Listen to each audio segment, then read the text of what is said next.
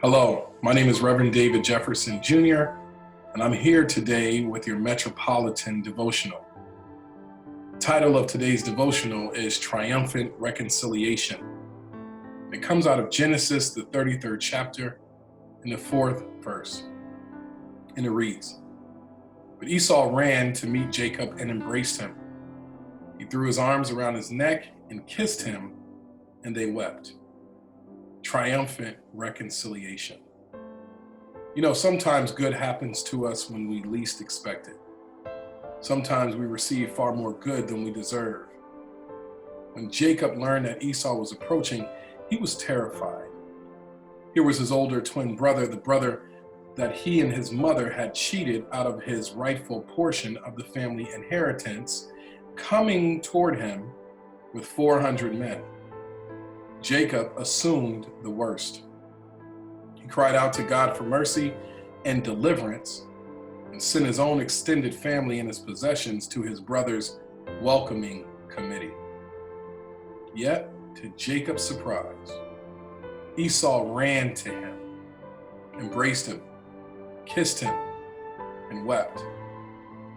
This kind of grace or triumphant reconciliation was completely unexpected. It proved disarming to Jacob, and he could only respond by pressing his gifts on Esau, perhaps a small remuneration for the lost inheritance.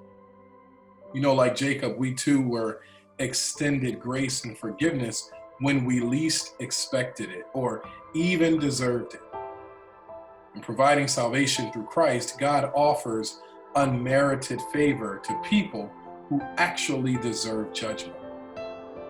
Jacob insisted on paying back his brother, and Esau finally accepted, but we can never pay back God for what he has done for us.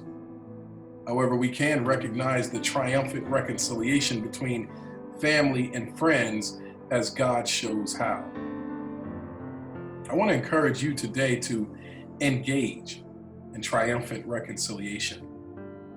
You know, maybe you had a loved one whom you've fallen out with, or maybe a friend whom you haven't spoken to because of something that has happened in the past. Triumphant reconciliation is what God has called us to do today and every day. Whatever it is, we can respond to his gift of love by showing the same kind of love to others, especially as God teaches us how. So remember today to use triumphant reconciliation. I pray this devotional touches you in a special way. I also pray that you have a wonderful day today. We'll see you next time. God bless.